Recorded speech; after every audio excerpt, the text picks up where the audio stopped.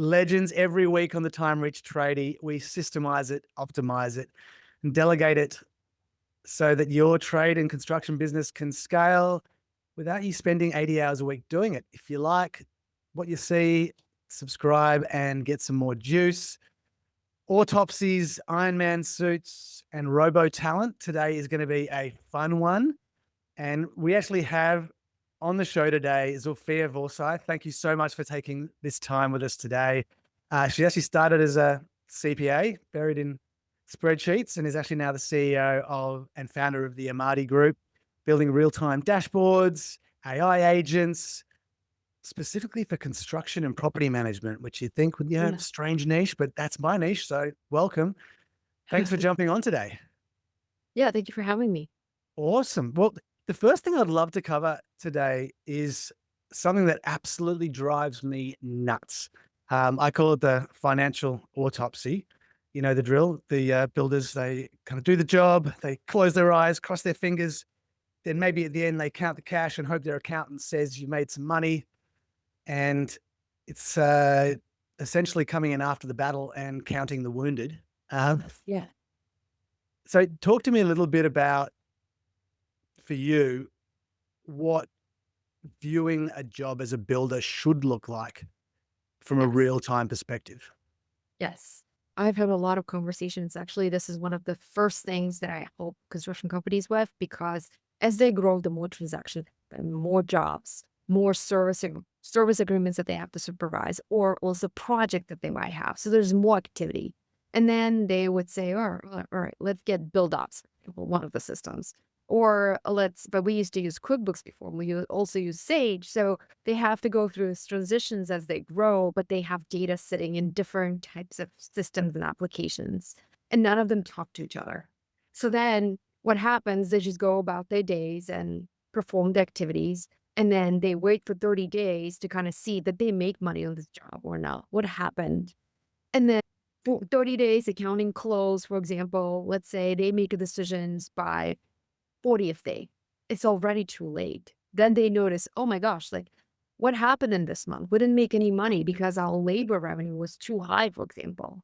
And now we lost money on this transaction. And then the worst that happens is if they change their rates, they catch that after they sent the invoice because they're reviewing that data after the fact happened. So what I come in and do is like, all right, how can we make sure that you empowered in real time? How can you make sure that we connect your systems that don't talk to each other and give you the portfolio, kind of like your performance review, so you can see, all right, what are you doing across all your jobs? How much money are you making right now? Not when accounting closes, what's coming in right now? What payments are you making right now? Are there any duplicates? And there's so many times we uncover the rate changes that have not been applied correctly, the invoices that have been paid twice, for example, or have been sent twice, so duplications also get caught because all of a sudden they're like, oh, what's happening in here? Why is this drop? Why is this KPI? And here's another thing. When they're looking into spreadsheets, it's so hard to get lost in spreadsheets versus the visual, like a scorecard. With traction, right? You get your rocks. So it's easier to catch. And then you can see a trend as well because you see the trending and then you can quickly see what's happening there. And what I love about what you just said then was it's a little bit, we've talked about it before, the shit in, shit out. You're not Yeah. just looking at the numbers and saying, oh, here we are. You're actually looking and going, there might be something wrong with what's going in here, a duplicate and this is what we always see, which is, builders try and put these things in place. But at the end of the Yes. day, if the data's, these are human beings sending in invoices, right? And if you don't have something telling you that it's out of whack, then even your numbers down the track are going to be wrong and you're not going to pick them up. Yes. And what else we did actually in build ups of one of our clients, because we noticed that they have a duplications, we actually built a separate outlier report inside that catches those duplicates. So they can quickly see it's inside of build ups. You can create dashboards.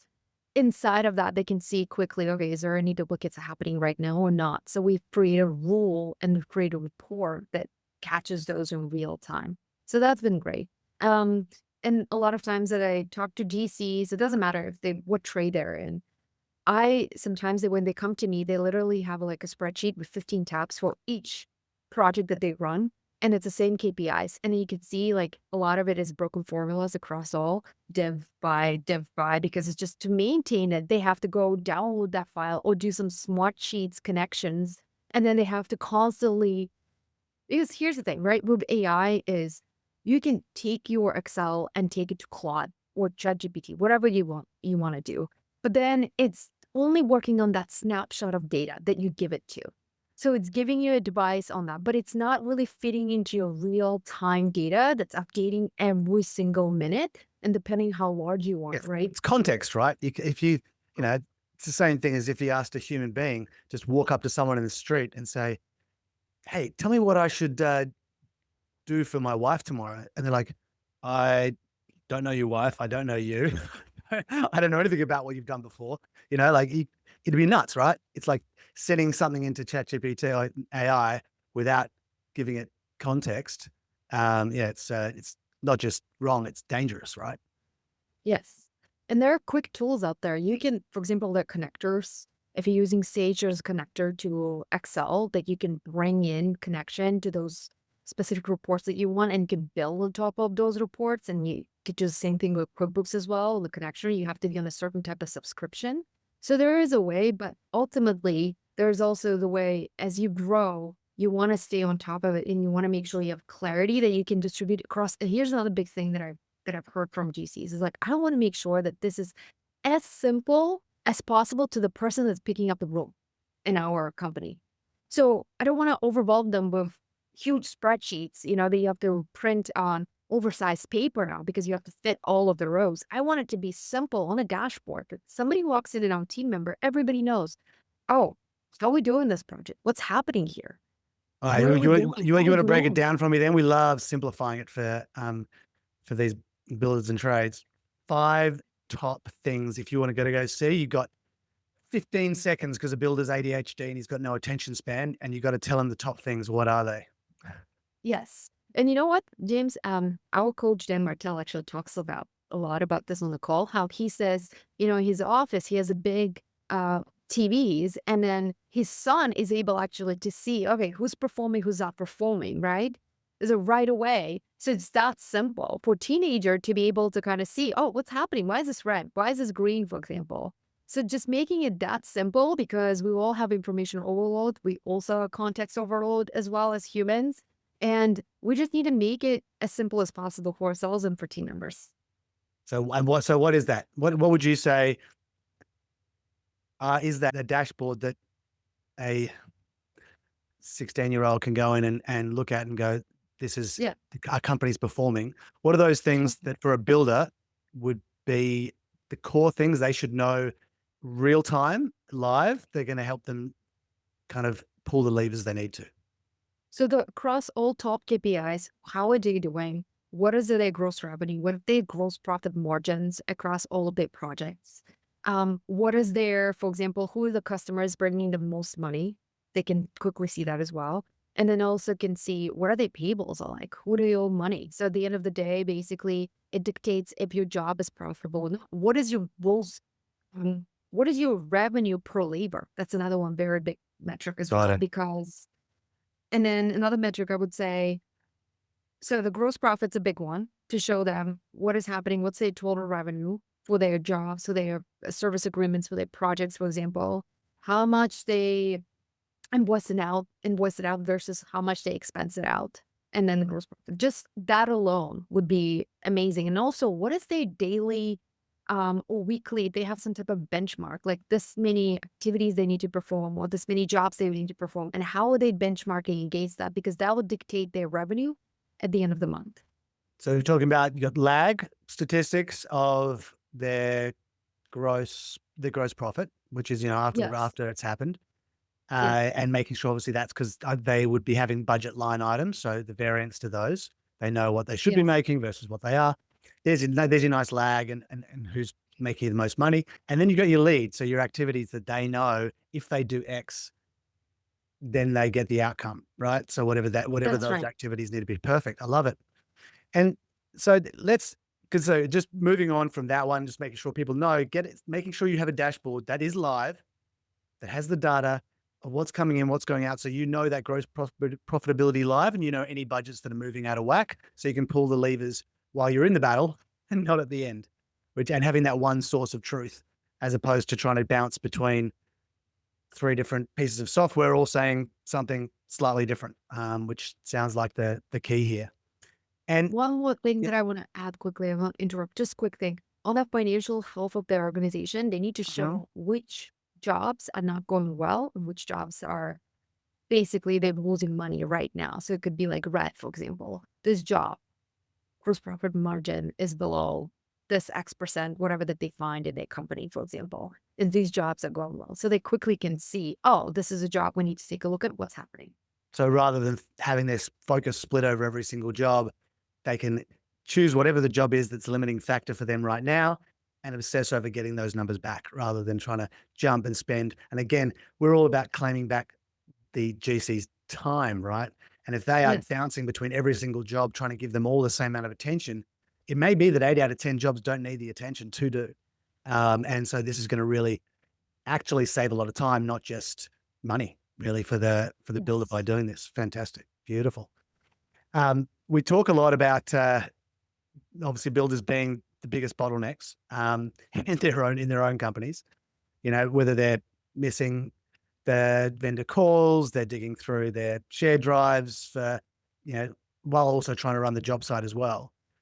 And we often talk about, you know, you need the human element, and the human element's not going anywhere. You know, this is not, builders are not going to be replaced by AI anytime soon. Fantastic. Well, at least the ones that, you know, run their businesses right. But what is happening is they are becoming more and more the bottleneck because of the expectations of clients and the demand out there.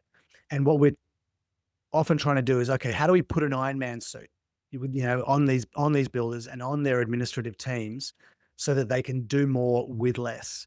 Now, I know you've been doing a lot with AI agents, which is fantastic. And I know a lot of our team and our virtual assistants and contract administrators are using AI to multiply their work. And I'd love to hear how what the most, because, you know, you can use them for anything, right? And AI can be either a distraction or it can help you focus.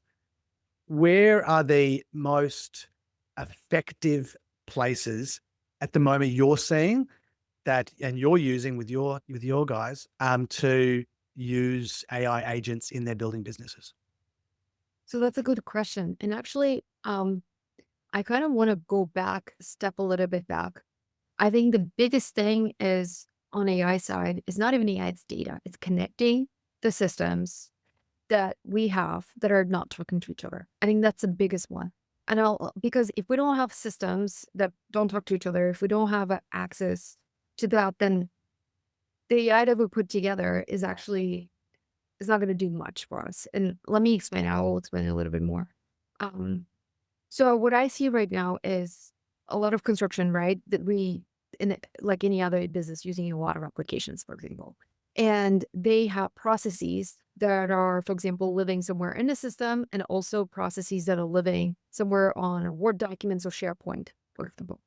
And it takes a lot of, on a weekly basis, for example, it takes a lot of coordination when it comes to, all right, how do I schedule people out? That's a big one, for example, project managing and scheduling large groups of foremen, a large group of teams on certain projects.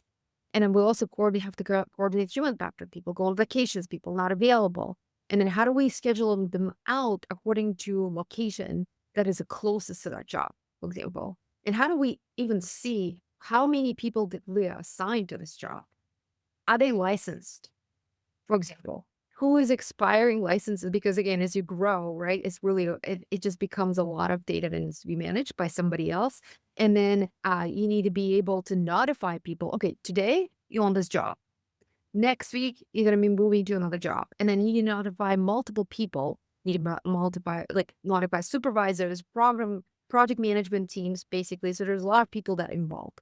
So where I see the AI is, where the AI comes useful is not replacing the entire process. It's where it can automate the process when it comes to admin work, admin communication, for example. And I and have it, and the it, thing. it's very, very. We talking about not just admin, but like this scheduling, these are highly complex and multi-relational situations. I mean, I know I'm dealing with, trades and contractors for 10 years, that scheduling is often one of the last things that they can actually get off their plate, and the hat that they can take off, because of the amount of, as you just said, relationships and variables that are in that environment. And what I'm hearing is it's massive, because what's the one thing that AI does well is take in large amounts of data and be able to handle these multiple variables much better than, in some ways, than a human can, and take them into account and not miss them. Right. So So it sounded like you're actually attacking one of the things that is one of the last things for a builder to get off their plate, because they feel like it's something that no one else knows. Right. And what you're and saying is actually, that's brilliant. Yeah. Talk to me more about that.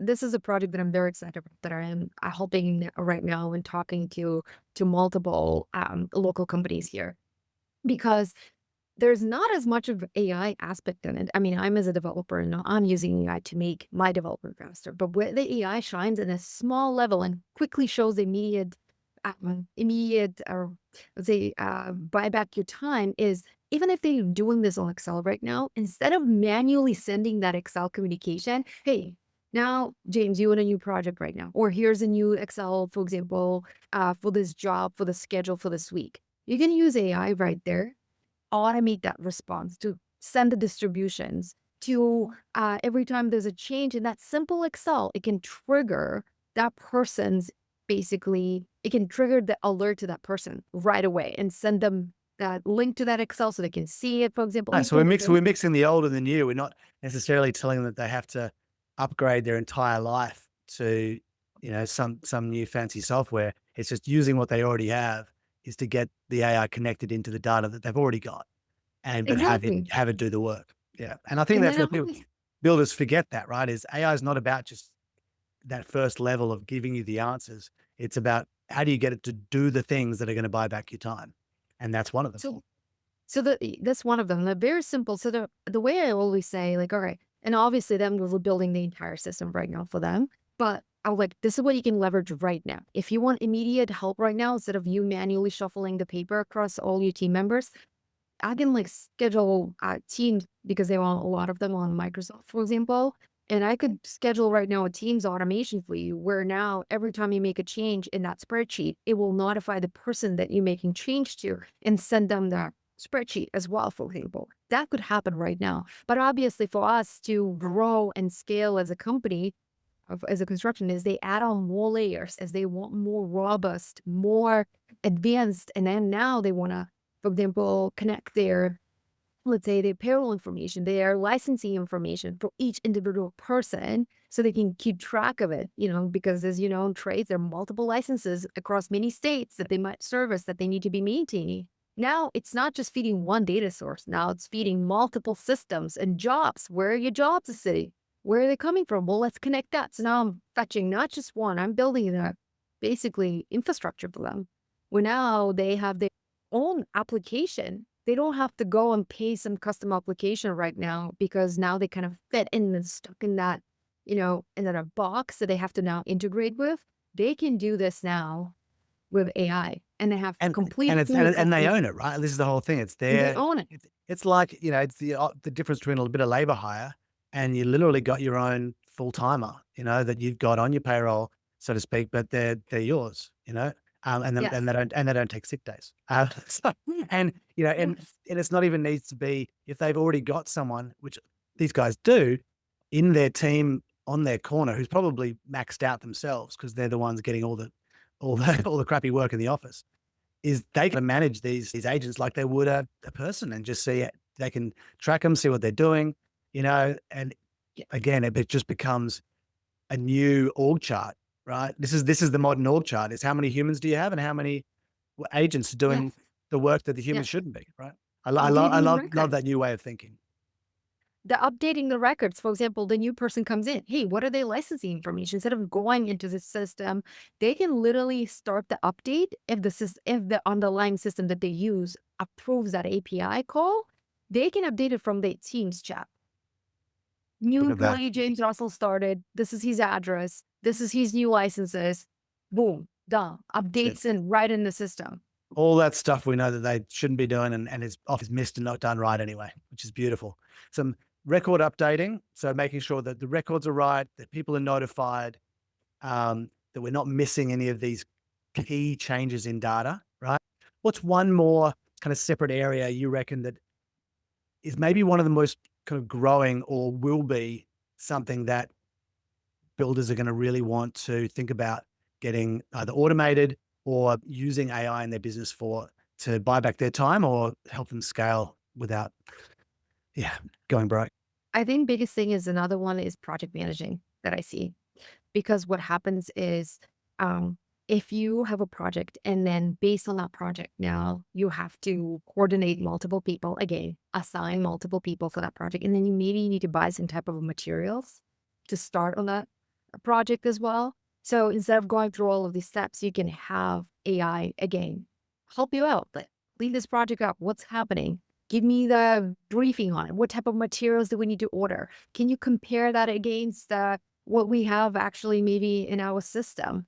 Do some type of a QA QC process for them. This is another great way for AI to come in and step in. Or like cleaning up, this is another one I actually see a lot of times wherein um, technicians out there and they own a field, they might just type something in, and it might not be grammatically corrected, the correct written, or might be missing information. Again, AI is really good at cleaning this up, so it goes straight to the billing as fast as possible without kind of wasting time and into review or fixing this and loading the information. It just speeds up the cash flow process on the back end. It's funny, it's one of the things that I've always thought moving forward is one of the things that we really need AI to be able to assist with is exactly that. It's this, as we move between stages, you mentioned the QA/QC, I know my builders, their stage, or the ITP checklist, we call them, the interstage kind of process checklists, can often be 40 or 50 pieces long, whether it be, is there photos of the sidewalk, done before we get started to stop, the council hitting us up for the cracks that happened. Is there this? Is there that? There's so many things before it moves to the next stage. And the stress levels of the admin needing to go and chase that information from the various stakeholders. It's such a, not just a time suck, but there's such a huge amount of things that every single one of them is important, but it's so easy to miss. And so I've always thought that that QA/QC in the PM is a highly overlooked aspect of the journey. And if done right, solves so many problems down the track. There's so many things people are trying to figure out, a little bit like the financial autopsy. It's like too late, right? By the time that's happened, it could have been a checklist that something was checking out, AI was looking at 2 months ago that would have identified that that problem was going to happen. So I absolutely love that. And I think that's, it's very exciting to see what you kind of create in that space. I'd love to share a little bit of what we've got there and see if you can help, which is great. Now, I think the other thing we were just talking before we jumped on, and we were having a bit of a laugh about where probably something that's not as thought about by too many, but I actually know a lot of builders that are thinking about this right now because they're struggling. Another area of AI that you've been playing with, and I'd love to hear what you're doing with it there. Talk to me about something that you're excited about at the moment and having some fun with. Sure. So one of the things, and a big disclaimer, I'm not great with content. I'm just still dabbing into it. I'm still learning. I don't have millions of views. I just what I get curious about, is how can I take my ideas that I have in my head and how can I visualize them with AI, for example? And one of them is using Nano Banana. Nano Banana actually is a really great tool. It allows you to, for example, you might have just like a simple picture, and just adding like one sentence, it will enrich it. So what I'm working on is I'm trying to Legolize my the dreams that I have. So just creating like in a Lego little mini like I love cartoon that term. Legolize. Legolize. That's great. You should trademark that, although I'm sure Lego will have something to say about it. Legalize. So what do you mean by that? So tell me through what that Yeah. is. So I live in an old house. My dream is to repair it. And every time I look at it, it's like, all right, I have a picture of my old house that I live right now in. And I literally can go into Nana Banana and I ask it, okay, can you create Lego picture? Convert this picture from a regular, just a pixel picture into Lego looking picture. Then I have also the picture of how I want my house to look like, but there's a process, right? There is a process of construction to come in, working on our roof, expanding our house, knocking down some walls. And mm, I want to legalize that as well. The entire step by step. For example, a little construction people sitting on top of a roof, maybe knocking down and every step of the way. And then I can animate every single image. And then I will stitch it together. And I stitch it together for CupCut. There's also you could do it with Claude, but it's not as great. There's a Claude and Remotion skill that you need to add to it. It just needs a little bit much more of a tweaking, but CupCut will get me there faster. So if I take every single image and legalize it, and I can ask, for example, from Grok or from Claude to make animation of it, and then I will stitch it together on CupCut. It will be like a little movie, basically, like a little Lego movie. I love it. Just thinking about, and again, this is something that you've got a couple of tools here. People have got, builders here have got ideas. They've got things that they're doing. Just getting some small amount of content or data and that idea and that information, and saying, whether it be something you love doing, and if you're a builder that does decks, then start putting it in and start getting it to help you ideate this stuff. It's going to be, it's a content driven world, even for builders. And I know we've got a lot of builders at the moment as well, kind of migrating over from that reliance on architects to actually finding and building their own client base. And this is a big thing. I know it's fun. It's fun for you. It's fun. We're playing in this space at the moment as well. But I love to hear that this is available to, like I said, this is not your space, the content, but just getting in there and playing with it. It's the best way Yeah. to get started with AI, really. First step of using AI is to use AI, right? Get in and push it to its limits, get it to You push know back. how I learned all of this, James? You know how I learned of this? Because I sit on, so I go into Instagram and I type in construction, and there are views, 130 million views on certain videos. And what I've learned how they do that exact same way. They take a picture, go to Grok, animate it, take multiple pictures of them, for example, pouring the concrete, one picture. And then the next picture, maybe people moving around in the same building. And then they animate it and then stitch it together. And and they generate it through Nano Banana, or Nano Banana is one of the best so far to generate the images. And now here you go. You have a clip and you can throw the music on top of it. And then maybe you can also do your reflection you can do reflection video on that. You're done. There you are. Look at that. Now, we do want to make sure I'm talking to you builders out there. I'm talking to every one of you who's going, "Oh, I'm going to go do that first." No, we buy back our time first. Yeah. That's what you have to Yeah. do. And then let's go play. Right. So you got a couple of great things you can do that Zulfiya has talked about buying back your time. So don't skip over those first. So let's just roll back and get back to what it is that, we do here, and what absolutely you do, which is your goal, like my goal, which is why I love you here, is to help construction companies buy back 20 hours a week of manual work. If a builder is listening right now and realizes that they are the biggest bottleneck, Yeah. what is the first piece of manual data entry or admin they should be handing over to automation tomorrow? Okay. First thing, they just need to download Claude Desktop. Super simple. $20 pro license. They can start with that. If they wanted to do it for their team, up to 5, it's $120. If they want Microsoft, if they want a Teams plan, all they have to do, go to data connectors and click little toggle Microsoft.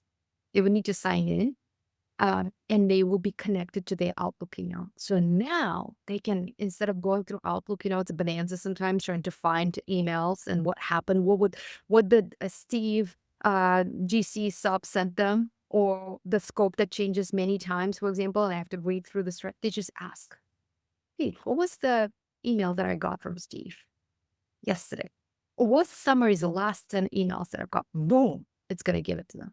Right on their phone. If they want to schedule a meeting with somebody, as if they're talking in a video Microsoft, for example, just one sentence. They don't have to go on their computer, pull up Teams, pull up their phones, pick up what. They just say, schedule a meeting with James at their email at 2 p.m. for 30 minutes on April 3rd.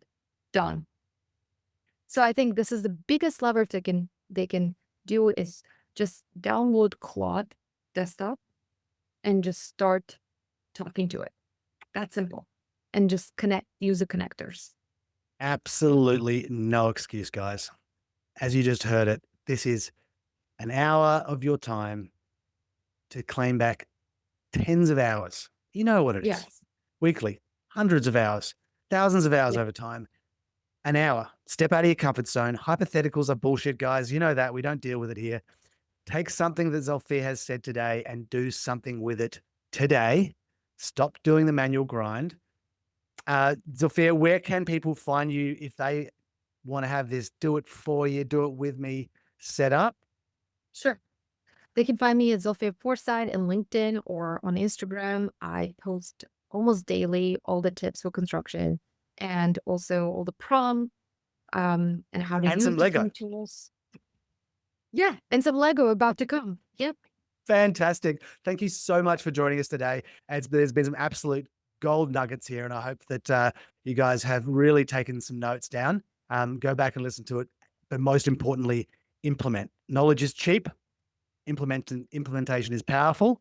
We know that. Keep systemizing it, optimizing it, delegate it so you can scale it, guys, and we'll see you next time.